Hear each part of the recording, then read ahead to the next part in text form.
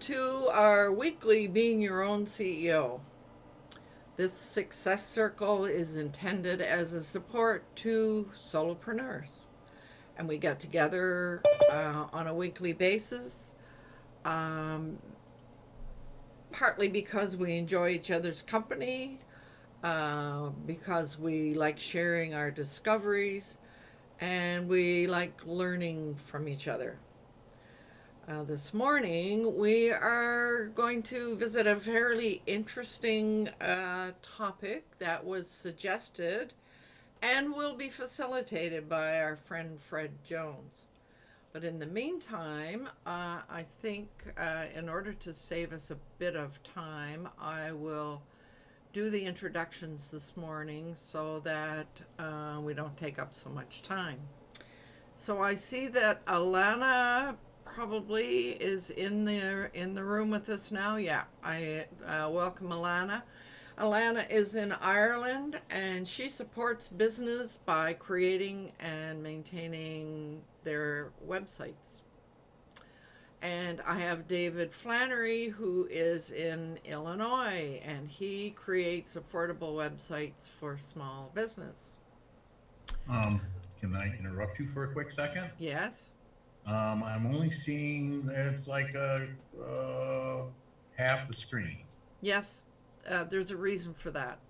Okay, just so you're aware of it. Yes, And we are going through all the way to the website. Yes, good, thank you.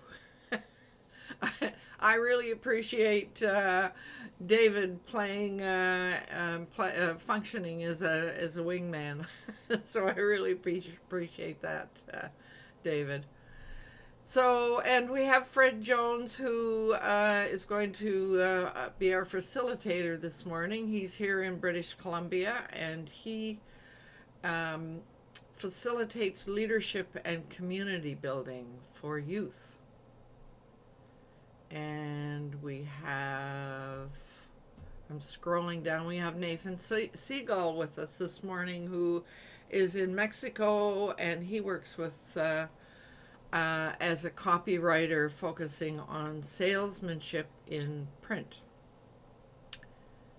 And I have Vivek Rao, who is in the UK, and he simplifies life and business by unifying different technologies and developing software. And you have me, Lolan Fuglsang, and I'm also in British Columbia, Victoria, and I coach retirees who want to start an online business. So welcome, everyone. It is nice to have you here. And oh, somebody just arrived. That is Paul. And I just minimized my text. So Paul is I've forgotten the name of his business. Whoa. Here. So Paul Murray, he's in British Columbia, and he helps startups turn ideas into profitable action. So welcome, Paul. You got in just in time. So now there's a couple of things I want to do before I turn this over to Fred. And that is, one of them is that I want to unpin me. And then I want to go to full screen. Enter full screen. Okay, so we are ready in OBS for your screen share, Fred.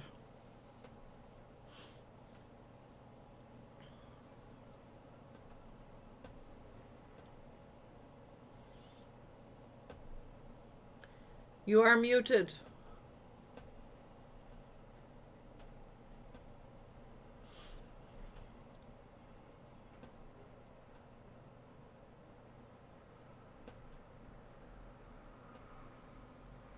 I had to stop screen sharing because when I was sharing the screen, I couldn't get the unmute button. Oh, Yes, there are those funny little computer screen challenges. Yeah. Right. Well, So today we want to talk about emerging fields of work, and a lot of things have changed. Particularly with COVID-19, it's helped accelerate the changes that are happening in the world, and there's a lot of layoffs around the world, as we all know. And COVID-19 has certainly helped in that regard. And unemployment is up in the world, and more people are looking for work and probably looking for a new job as well. Because COVID-19 has sort of taken the lid off of what was going on, and people are looking at, why are we doing it that way? And as a result, there are some very interesting areas that are impacting our workforce. And so what I'd like to talk about is just give some background. Why is this happening? And some of the causes that are causing all the changes in the workplace over and above what COVID-19 has done. And then go through some of the challenges when we're looking for a job in the future, what's going to happen. And then some approaches that we can take if we are in that position of looking for work that can help us, because it can be a daunting challenge if we have to do it on our own. So the first thing that we often hear, and we were hearing even before COVID-19, that technology is impacting. You know, automation, robotics, artificial intelligence is going to impact the future work. And that's true. And climate change is also impacting it. But there's a lot more than that that's impacting the work. And I'd like to go through some of the drivers of change, things that are impacting what is happening in the employment. So one of the areas is, you know, the fact that young demographics around the world there's a lot more young people, and there's a high percentage of unemployment.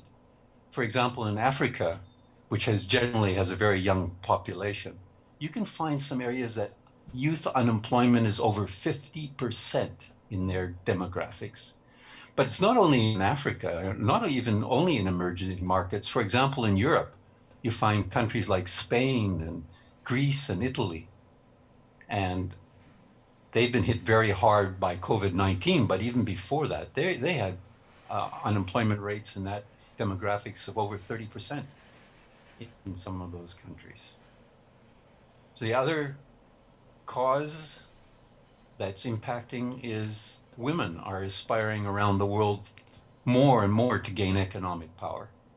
So that's another aspect that is causing change. And then there's a lot of different trends that are impacting the industry and their strategies. They can't continue the way they've always done business.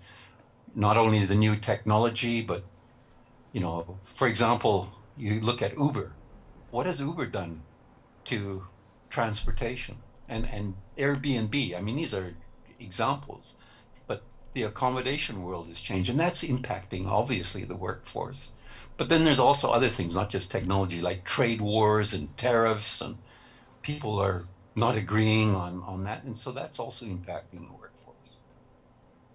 And then the sharing economy and crowdsourcing, it's a lot easier now for people to start their own business and get funding. So you find a lot of startups and a lot of solopreneurs or entrepreneurs. And again, that impacts where we can find jobs. And then, of course, we mentioned the technology, robotics, but just think about the autonomous transportation that's coming. I mean, that's pretty self-explanatory, but we're not going to need all the truck drivers and taxi drivers, and it's going to impact even things like car insurance when autonomous vehicles really happen, and they are just on the horizon. So in the next decade, we're going to see a lot of impact on the workforce. Another thing is processing power, big data. So the amount of information that's available is growing exponentially. And what's that impacting? Well, customer service is changing. the customer experience, even target marketing, how we are doing our marketing, and it improves the efficiency of operations. And then something else, new energy supplies and technologies, renewable energy. Now you have a lot of jobs in those areas where we didn't have, and of course, electric vehicles, as they are taking over, and they seem to be. What happens to the old auto mechanic? He's totally trained in an area that is becoming redundant. So what's going to happen to their jobs? And of course, the mobile internet, we all know what's going on with the smartphone and how that's impacting. That's changed the way the world operates. And cloud technology, the fact that things are on the internet now, even what I'm showing you now is based on, it's in Google Docs. So it's on the internet where what I'm showing, it's not even on my computer. And then the middle class is emerging. And you'll find, well, a great example of that is what's happened in China over the last decades. Now there's a big middle class, whereas a few decades ago, they didn't exist. And other countries are looking for the same, particularly in Africa. They're saying, wow, we want some of that as well. So, and then people are living longer. So that's impacting the work. And older people, sometimes they need jobs, and that affects the job availability, and they're working into their old age. And then the Internet of Things, that's where everything from like your household appliances and your home services, even to large equipment, vehicles, they're all smarter and smarter and programmable. And that impacts how we operate and jobs. And then, of course, the geopolitical volatility, which we're seeing every day now. Look what's happening in Belarus. They don't like their dictator of 26 years. People are starting, and what's happened in Lebanon. People are upset, and rightly so. And even Arab Spring, which happened a few decades ago, there's a lot more. People are not accepting the status quo anymore. So that affects, again, the job market.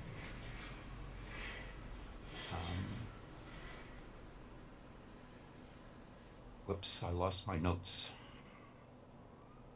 Let's see if I can get them back here. I must have hit something. Okay, so climate change, we've on to climate change now. And then the driver of change, okay. This is becoming like climate change and natural resources is becoming more apparent to more people as we, saw the fires in Australia when I was down in Australia. Look at the impact. And of course, weather is becoming like warmer. Out of the 17 of the warmest, of the 18 warmest years have been recorded since the year 2001. So there's the impact that's happening. And then, of course, the changing nature of work. The fact that people are working online. I mean, the job that I had until a few years ago, I worked remotely. And the head office was Toronto, and the development office was, believe it or not, in Belarus, of all places. But that's the way more and more work is happening. There are companies that don't even have head offices. So that's an example of some of the drivers of change, and that's 15 different elements. And that's impacting. So what is a person supposed to do? It's really had a big impact. It's affecting the economics, it's affecting the politics, it's affecting the way we do business, it's affecting the way we finance our business, it's affecting the workplace, the fact that we're working in different homes, remote. It's affecting our health. There's a lot of more, stress and pressure. You see, believe it or not, even affecting our biology. So what are we supposed to do? It's confusing. Where are these jobs going to be in the future? And it can be very overwhelming, extremely overwhelming. What do we do? Well, I'd like to talk about a few approaches on what we could do, because an increasing number of jobs are moving towards how we interact with people, because that is something that technology is not going to be doing as much.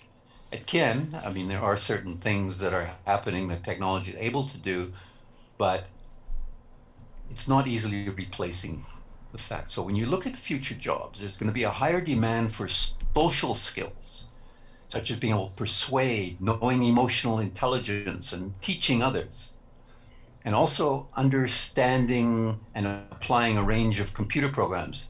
That's important. But cognitive abilities like creativity and reasoning is something, again, that technology is not going to be able to do everything.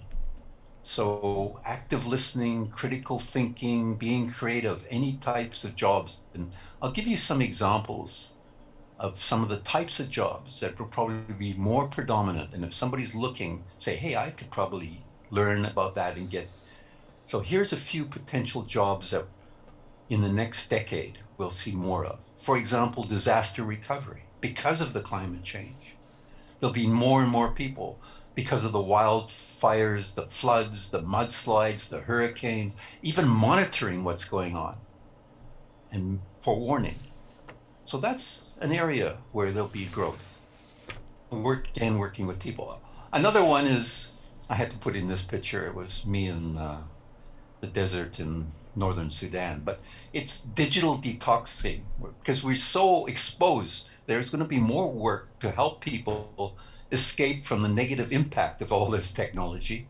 And there'll be counselors, where there'll be like free zones, activities, and tourism are growth areas because people want to escape the pressures.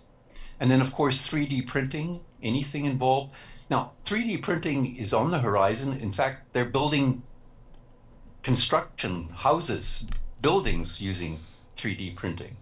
And then, of course, one of the young people that I work with, I think he's turning 12, he says, I want to go to the biomedical area. And they're even printing organs and tissue. So it's affecting that. But again, that's an area. And then, of course, working from home. Because there will more and more people will be working from home, there'll be demand for flexible childcare and on-demand home delivery, which we've seen now, and homeschooling. David knows about homeschooling, but be able to get tutors and people, that's going to be a big growth area, homeschooling. And there'll be jobs in that area where you're able to tutor and create courses. And then, of course, climate refugees, helping people to integrate into new environments because of the climate change. And of course, the political change, there's going to be more refugees. So that's another area. And then, of course, employment counselors, people to help you navigate all of this, all those changes. So, industry's been devastated, to help them negotiate the new job market. So helping, and of course, addiction counselors, etc. So those are the areas where, again, working with people, that again, technology is not going to do it so easily. And of course, elderly care, we said people are going to grow longer. So that's an area of growth, working with the elderly. So those are some examples, including trades where robots can't replace human people. And these are just some examples. But again, as I said, it's mainly dealing with people where technology is not going to take over. Now, the next I'd like to cover are 3 steps that you can take if you are in the position of looking for a job. You cannot do it yourself. It's not easy to say, oh, I can sort all of this out. Connect with someone else. In fact, try and find like-minded people. I hesitate to say find your tribe, but that's another example. Find people who are working on it, and don't try and do it all on your own. And when you're doing that, I have to show you this picture because I think you're looking for diversity. And this is a great example. This is a group of young people that I worked with in Victoria. And look at the diversity. They range in age from 8 to 16. But again, don't say, oh, it's going to be young or old. We can all work together. And then, of course, in this, you'll see a lot of different backgrounds, a lot of different cultures. There's a young lady wearing her headscarf. We actually at one meeting, we had somebody bring in a map of the world and put pins on where their families were from. It was quite remarkable. So diversity, when you're working with others, I think diversity is strength. In fact, there's 16 girls in here and 10 boys. So again, it's something when you are looking to work for others, and collaboration, I believe, is so important in today's world rather than competition. And I have a whole talk about why we should collaborate and not compete, but that's another topic. But I cannot emphasize enough that when you are connecting with others, look for people who have different backgrounds and are diverse and collaborate together. And that will help you enormously in this search because you can't do it all yourself. The second step after looking for others is looking at what problems you think you can help solve. Because many jobs are about solving people's problems. Maybe you've never thought of this, but people hire someone or buy something because they are solving their problems. And even if you might say, well, look, I don't know what to do, you might want to say, well, just take an intern job, but on the side, don't stop exploring ways that you could possibly solve problems. Continue, even if you start a side hustle, as they call it, or a part-time job. I mean, I've used Dave as an example. I know he's been in real estate for years, but he's saying, no, we're getting into websites and building people's websites for them. And that is sort of as a side hustle, but now it might be something that you would go into full time. But think, what can I do? How can I help people solve problems? Because that is why you get hired. You solved someone's problem. So it's a big world. There's lots of opportunities and there's plenty of problems that need to be solved. So that's step 2. What can I solve? The next one is, and it's the hardest step. This is the third and last step. It's the hardest one. It means you got to do something. You can't just sit and wait for someone else to solve your problem of looking. So you've got to think of step number 1. I've got to go and act. I've got to find some people that I can connect with. Number 2, maybe start thinking about what problems you can solve. But waiting for someone else to come can be daunting. You could wait a long time. You might say, oh, the government will help. I don't think you should wait for them. So the most difficult thing you're ever going to do in life is fail at something. But if you don't start failing at things and trying all these, you're not prepared to fail. You're never going to expand yourself and you're never going to grow. So acting and just trying things and doing things. And when you work through that process of failing and learning and you really deepen yourself as a human being and find out what you're really capable of doing. And that really is what has to happen. Just because I was doing a job previously and I'm looking for the same job, well, that job may never exist again. So you can't wait around. You have to act. And look where you are now and just don't wait for someone else. Become proactive and prepare to try something new. As Robert Frost said, if you try a different route, you'll be surprised at what you can find. So unemployed people, it's a high percentage in the world, and more people are looking for work. And in the emerging fields of work, there's 3 steps that I would highly recommend. 1, connect with others, discuss what you have in common, what they see in the market. 2, what problems can you solve? And 3rd is act.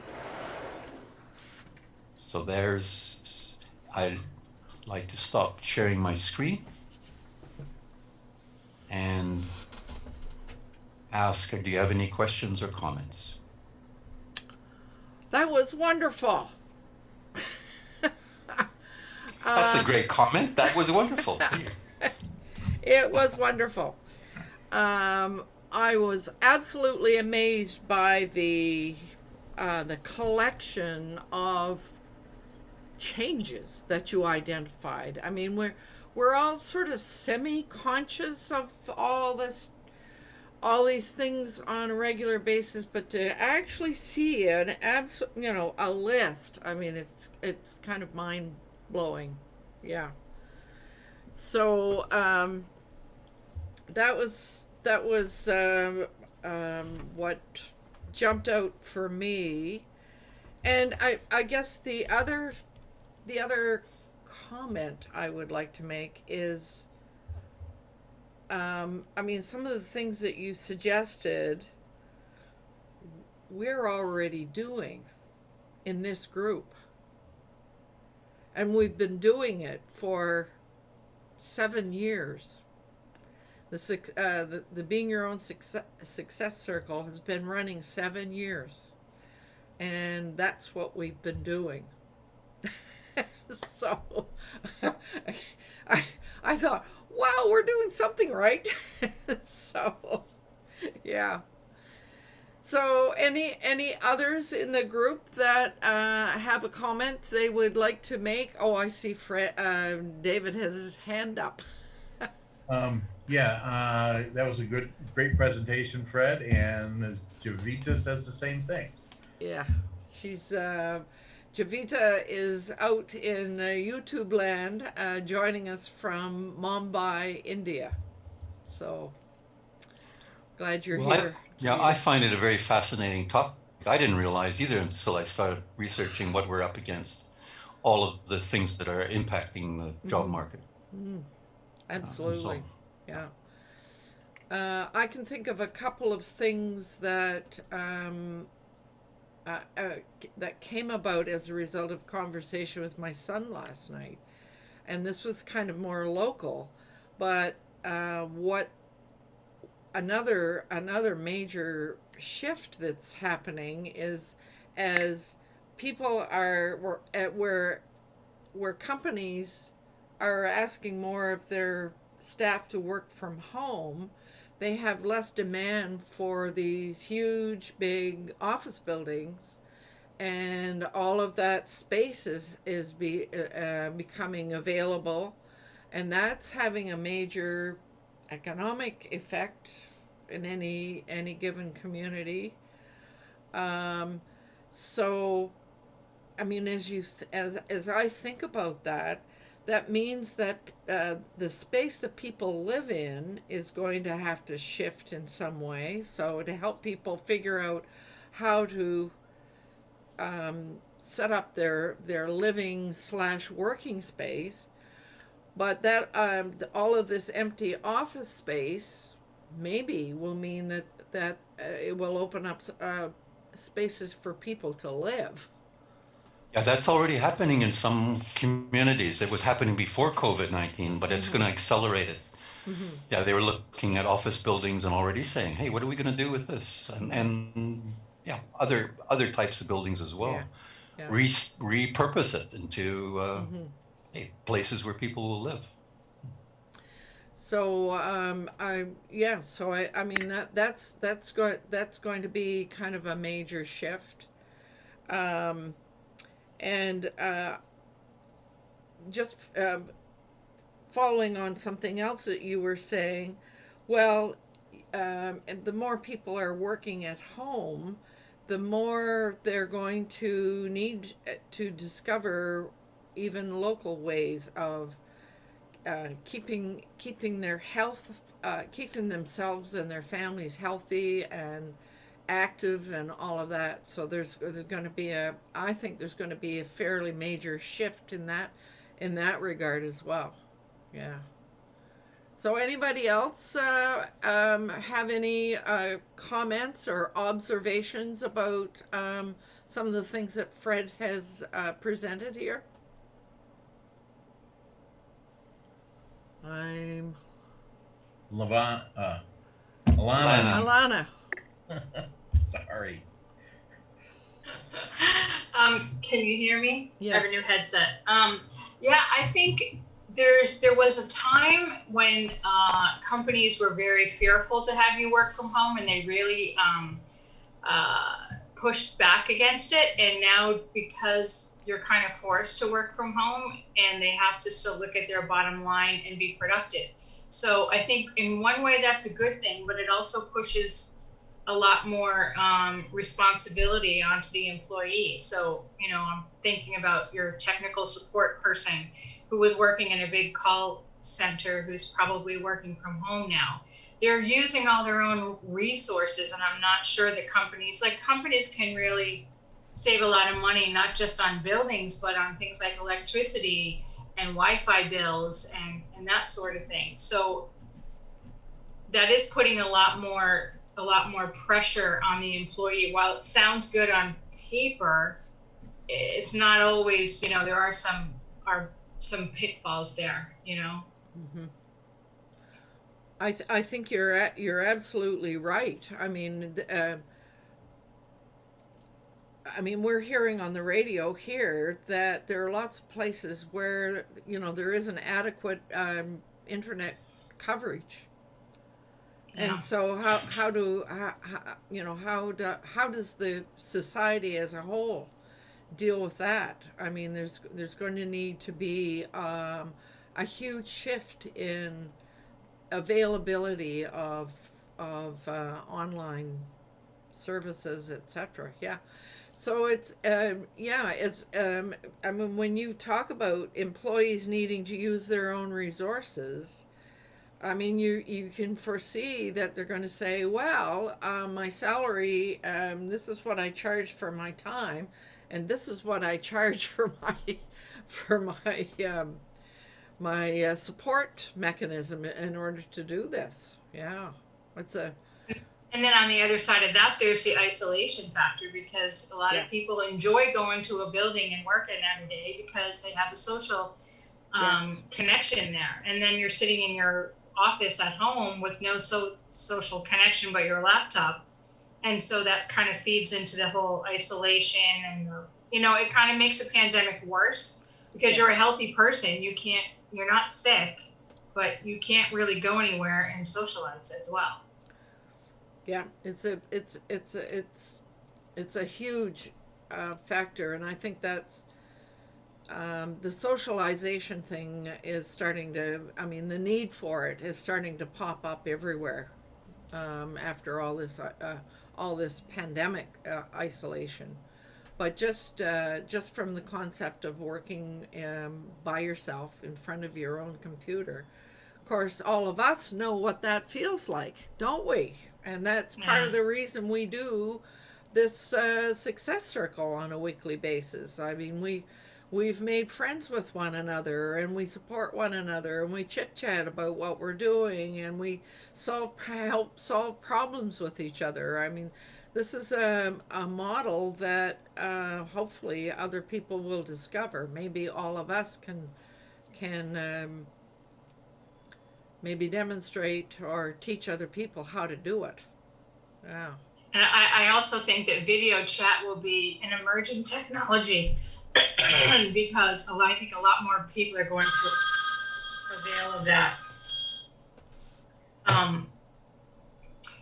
And the other thing I wanted to mention along that same line is the skills that you have, the skill set that you have, you're probably going to need to upskill or try to figure out what transferable skills that you have that you can use in a different job, because a lot of these jobs that you think you have are going to go away. Yes. So being able to, so that points to something Fred said, where employment counselors and coaches and people who have the capability of helping people determine where their skills, what strengths they have, and how they might be made use of, etc. Yeah, that's huge. Yeah. Nathan's been putting up his hand a couple of times. I'm feeling. Oh, thank you, because I'm only seeing 4 faces at a time here. Yeah, Nathan's been putting his hand up. Well, go ahead, Nathan. Yeah, there are a few things. I mean, since I've been working from home since 1988, have a few simple routines. Number one is getting out every single morning. either for a workout or for a walk, going for coffee, hanging out. Like in Mexico, it's a really good routine to be out in the mornings because it's the nicest time of the day. And then when it gets hot, I go undercover, do whatever work I do in the afternoon, sometimes into the evening, or just like there's siesta in Mexico, which is typically from 2 to 4 in the afternoon. Well, why would you do that? Well, it's the hottest time of the day. Right. And a lot of businesses will open till 2, close till 4, open up again, and they're open till about 8. So that's part of the tradition down here. And after a while, I realized I'd become thoroughly Mexicanized in that way of living without even realizing it. You just adopt it. But the thing is getting out. And one of the things that's been happening down here, which has just started reopening again, is a dinner club for those of us who are living full time in Bucerias. We just had our first gathering in like 4 months last week, and it was wonderful. Having another one next week. So things like that going on. But the other thing I wanted to mention is the perception that happens with some clients about what you should be charging. And because I'm from Canada, like many of you here, being on the road, and some people say, "Oh, you're in Mexico." And so when I quote my price, and they say, "Oh, that's Canadian dollars." So I'm going, "No, it's not, it's US."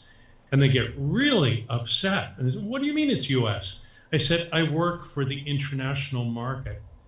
I'm not going to take a 30% loss just because you think I should be paid in Canadian dollars. I'm sorry, but I don't work that way." And inevitably they go,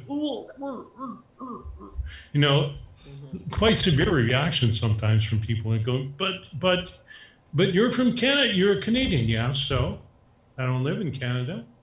I work for the international market. I've worked for the US dollar for the last 20 odd years. If you take that theory, you should be working for pesos. There are some people who've pulled that on me. Oh, you should be doing it in pesos. Like, well, there's an expression that comes to mind. I'm going to keep my trap shut, but you get the idea. But you just give them a quote, one in dollars, one in Canadian, and one in pesos, and then No. So it all adds up to be the same. Well, I mean, I've had this conversation a couple of times with friends of mine in Australia because they're doing internet marketing services, but they keep charging in the Australian dollar. And I said to one of them, a good friend of mine, I said, "Hey, you need to change your pricing." He said, "Well, what do you mean?" Nobody knows what an Australian dollar is. Right. People think international currency, they think US dollars. And by changing to the US dollar, you're more in line with what's going on in the rest of the world, but you also gave yourself a 20 or 30% raise by doing it. Right. And it's been my direct experience. If I use Canadian dollars, I'm going to confuse the crap out of everybody in my marketplace. So don't do it, ever. Well, I discovered that the hard way with an international client that I was working with, and as long as the Canadian and American dollars were on par, there was no problem. I was invoicing her through PayPal, and she was paying through PayPal. Well, the minute there was a disparity between the U.S. and the Canadian dollar, she couldn't pay in Canadian. PayPal wouldn't let her do it.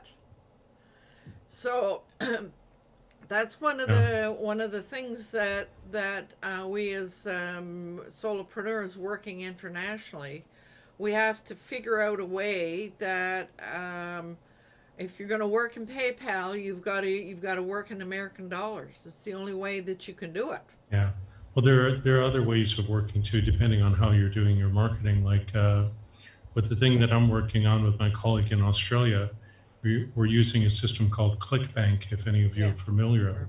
Yeah. So ClickBank will automatically process in US dollars and do the commission splits and everything else. Yeah. So that makes it easy. But I gave up on the Canadian dollar a long time ago, and I only deal in the US dollar. And that does cause some problems for some Canadian clients because they think, "Oh, you bill in Canadian dollars." I'm going, "No, I don't. I bill in the US dollar." And they're going, "Well, why? You're from Canada." I'm going, "Yeah, but I've worked for the international market." My clients are all over the world. Yeah. I mean, the only other time that I had a discrepancy like that is I worked for a client out of the UK and they paid me in British pounds, which was absolutely awesome, But initially when I looked at it, and this was a few years ago, 140 pounds. Well, that didn't look like all that much until they transferred it to US dollars at the time, which was 256. I Right. was just going, yeah, more, please, more. Wow. Can It was I go fun. back to something that Alana was talking about? Yes, Can I please. just mention that? Yes, please.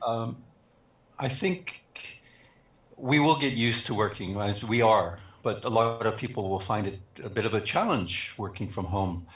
But there's companies that have been doing it for years, like Matt Mullenweg has the WordPress organization called Automatic. He has a podcast where that's all they talk about, how they operate. There's no head office. There's people around the world working for this company and how they organize it. And his podcast is very fascinating on the challenges, but the benefits. It's like everything. There's also good and bad for everything. There's a lot of benefits. And his company, he has attracted people that he could never hire, that are, some of them, for example, he talks about some fellow in Russia who is just phenomenal, and he could never have hired this person. Right. He didn't have his method that, everybody, there is no head office. That's And the other absolutely, thing, yeah, sorry, I just and want, there's one other aspect before I say, is not only that, but we say, oh, what about the technology? We need technology. You realize that Starlink is coming, which is what SpaceX from Elon Musk is putting up all these satellites, and probably by the end of this year, early next year, it'll start being in certain parts of the world be available. But ultimately there'll be, I don't know how many thousand, was it like 40,000 small low-level satellites, which will give you high-speed internet anywhere in the world.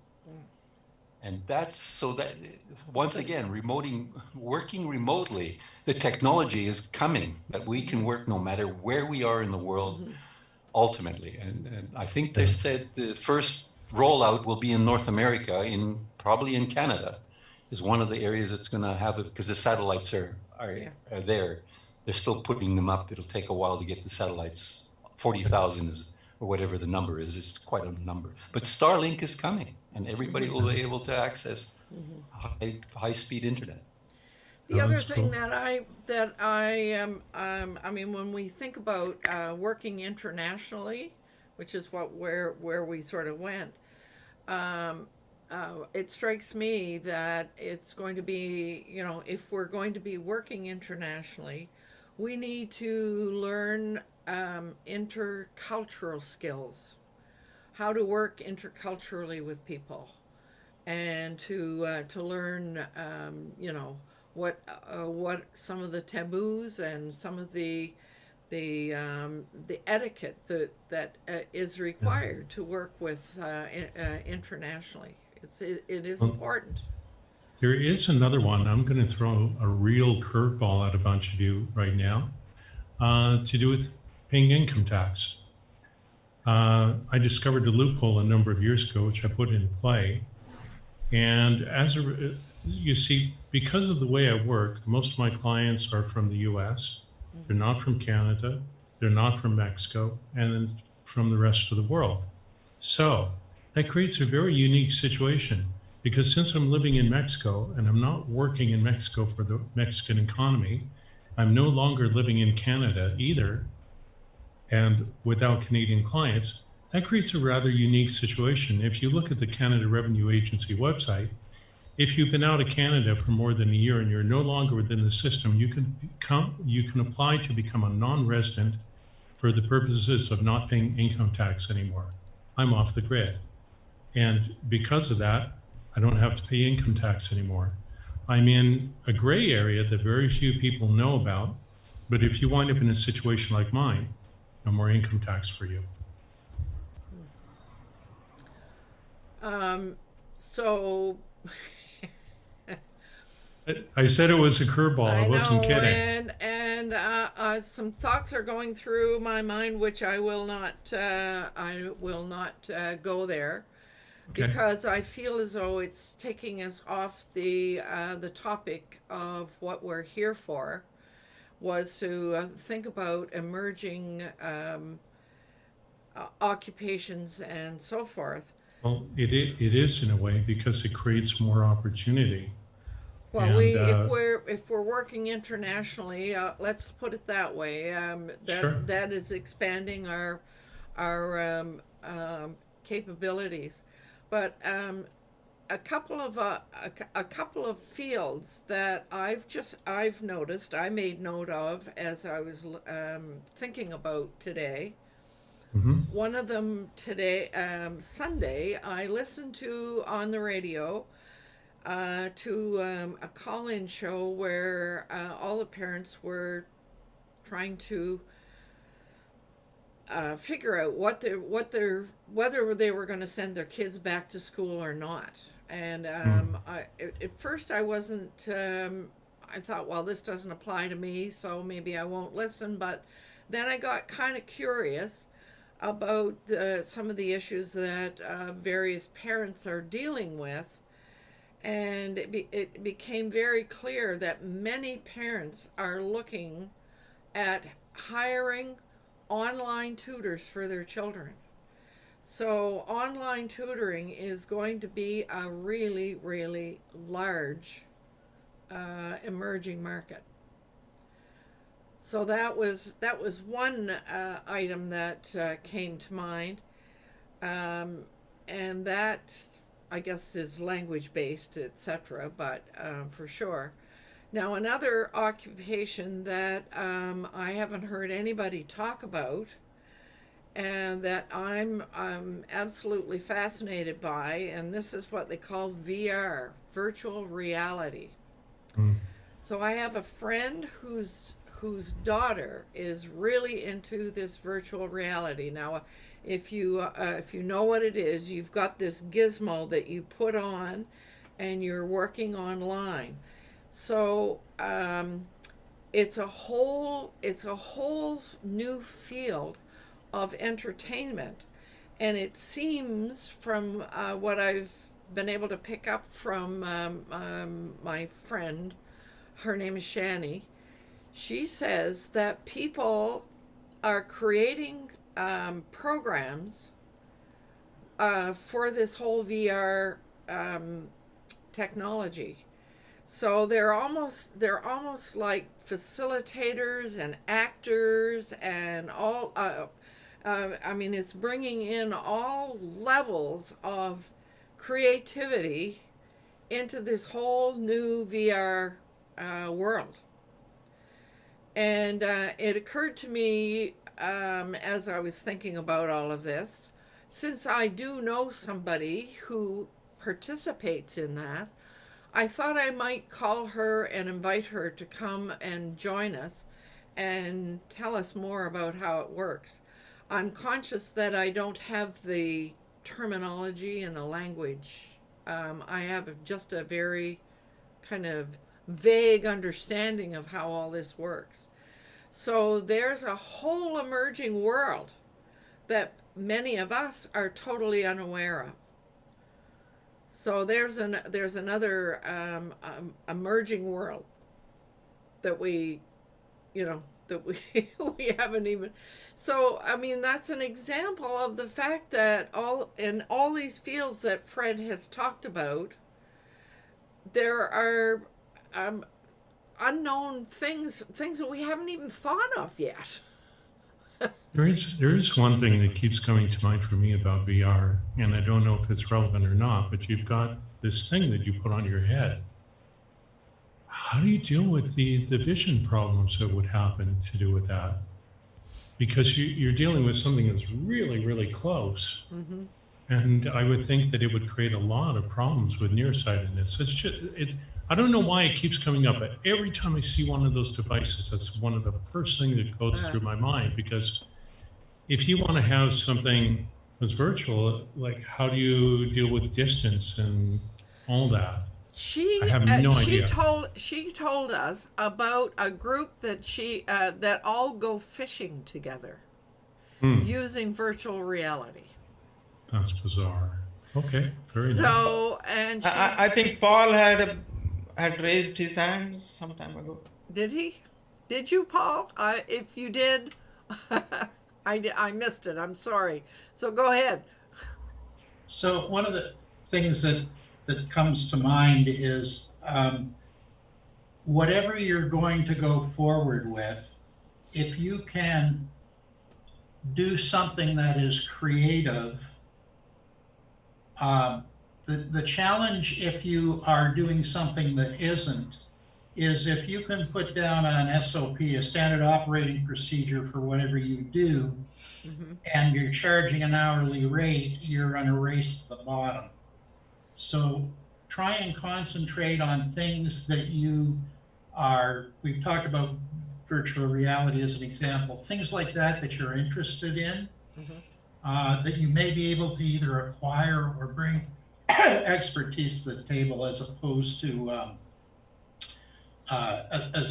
just saying, oh, well, I'm going to do, for example, I saw somewhere the other day that it was suggested that if you're going to be doing Zoom meetings, you should have a Zoom meeting administrator, and perhaps that was a new job. Yes, it is, but it's again, you're in a race to the bottom in a job like that.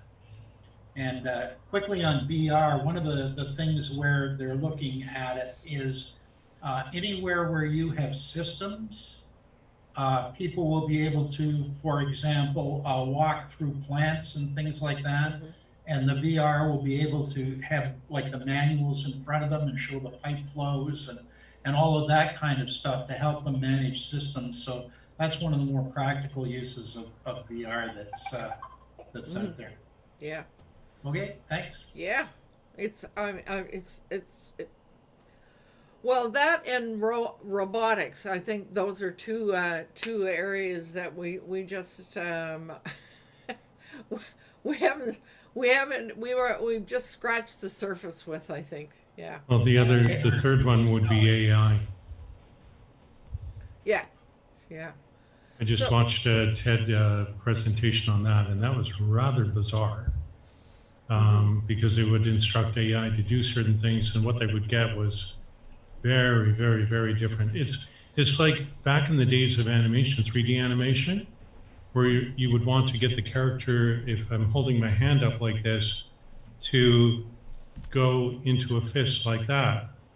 But in the early days of animation, before they understood about this, to do with, I think it's called kinetics, to do with creating a bone structure within the object, if you wanted to get the hand to go from here to here, what would happen is that the fingers would just shorten, and then they would move out and curl around into this, and it looked absolutely bloody awful.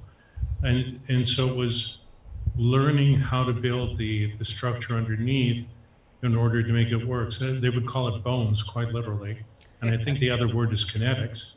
And you would have to learn how to do all of that. And then the other thing that they would do is, if you wanted to simulate motion, I'm going to stop after this, but is instead of looking at something as far forward moving, like somebody walking forwards, they would study how the object would move backwards.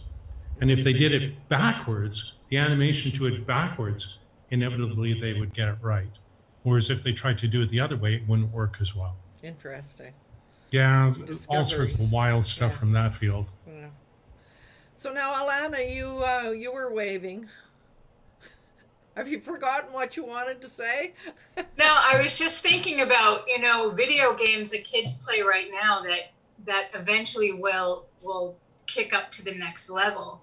Like, I'm thinking, I don't play any of these games, but I'm thinking of this game called Grand Theft Auto, and I know there's a lot of controversy about that game, but it's like a virtual game where I don't know what you do in there, something about cars, I don't know. But then I'm thinking, wouldn't it be weird if you had the capability to do this virtual reality thing where you could go into a Seinfeld episode, let's say, and sit on the couch with Jerry Seinfeld and have a whole dialogue going. Like, that kind of virtual reality would be very intriguing to me personally. But then on the flip side of that, you take off that headset and you're back to whatever's happening in your life, and there's no escaping that. So, well, That- and what? in Go ahead. in Tina. addi- to virtual reality, there is also this augmented reality, where you mix the what's happening in the real world with something which is virtual.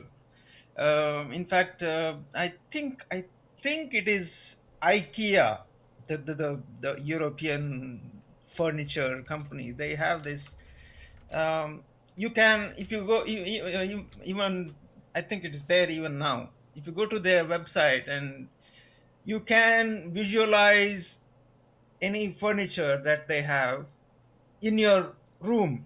You use your phone, the camera, and then it will bring in that furniture, and you can decide how it looks in your house without really buying it and all You that. can do that. You can do that with paint as well, because there are No, apps but you this can put is on this your is phone what and augmented change the color of reality. your. Yeah, but you I mean you can change. Yeah, I see where you're going there. You can change Yeah. colors of your room and that There sort of is, thing with click there of a is button. something, the other aspect to it is something I've been involved in for a long time. But anytime you go to a movie where there's CGI, computer graphics, um, it has become so good that it's indistinguishable from reality. And like 14 years ago, actually longer than that, I did an art show a number of years ago in Victoria. And I did a series with masks, not the type that we're dealing with now. But just sorry, I couldn't resist. But it was a series of masks, and there was one that was a centerpiece, and all of these were photographs that I put on the wall. But the thing about this one particular mask that everybody wanted to see is I said, "Well, I'm sorry, I can't show it to you. It's not real." And they would get really upset with me in a lot of cases. But I would say to them, what you're looking at is fake. And they're going, but it looks real. I can see it. It's 3D. And I'm going, yeah, but you're talking to a photographer and a 3D artist. I manufactured this out of nothing. I used several different 3D programs and Photoshop, and the only thing that's real about that picture are the textures, the cracked paint textures that I used to create it. But everything else that you're looking at is fake. I know it looks real. But if I showed you the computer where I actually did this, you would see exactly what I did. And you would just go, holy shit, I didn't know that was possible. Sorry for my language, but I didn't know that was possible. But the reality is now you can't tell what's real and what's fake anymore. No way. Talented artists Yeah. are so good at this stuff, you cannot possibly tell anymore. And I was doing that back then, like 16, 17 years ago. Yeah. Imagine how far we've advanced in technology now. So that I mean, I guess what we're really alluding to is how important it is for us to stay open to and continue to explore and when something new pops up to rather than rejecting it, to dive in and see if we can expand our understanding of it, etc., etc. So Yeah. it's becoming important.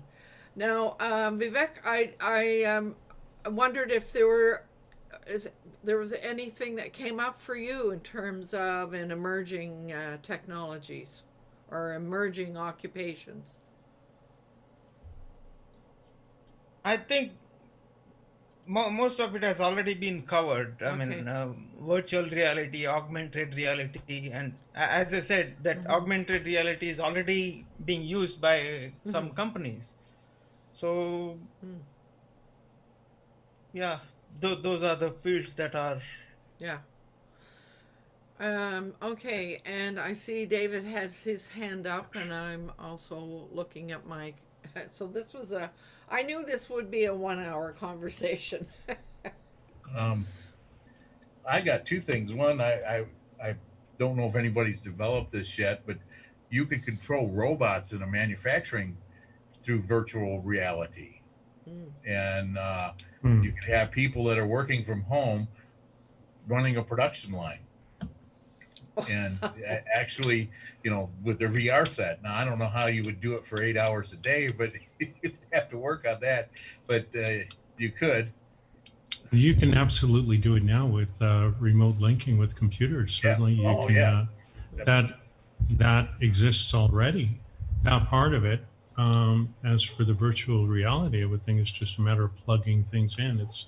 Yep. It's a question of logistics and programming. But somebody who's really creative can figure it out, assuming Yeah. it doesn't exist already, and I would imagine it probably does. Well, it probably does. Someone smart's already done it. Yeah. The other thing is I just purchased a 360-degree camera, and I'm going to start showing. You're going to be able to see my listings, and be able to spin around the room, and then walk and click to the next room, and spin and see the whole room, and and it's going to improve my pictures tremendously. Well, it's going to improve your ability to sell properties for sure, because I remember running into some of those issues when I was shooting pictures for a developer. And he was saying, why are the images like this? And I said, because your rooms are really small. I've got no way of making it bigger unless I get a really wide angle lens. But if I do that, it's going to distort everything in the room and make it look rather horrible. Yeah, right. So a 360-degree camera would solve that kind of a problem. Yeah, right on. Yeah, I'm looking forward to experimenting with that. It comes in Wednesday, I believe, Thursday. So I see that our members are beginning to drop off. So I think that we can stay on if we like, but I will just start the process of stopping the recording. Again, I would like to give great thanks to Fred, because he sure gave us something to make our brains go around in circles. So I appreciate that. That was a wonderful presentation, Fred. So what I want to do is just before closing to remind everyone it's important to do what you love with passion, and to let you know that next week's topic will be improving your content writing skills, and Alana is going to facilitate that conversation. So thank you all for joining me, and see you again next week. So I'm going to do the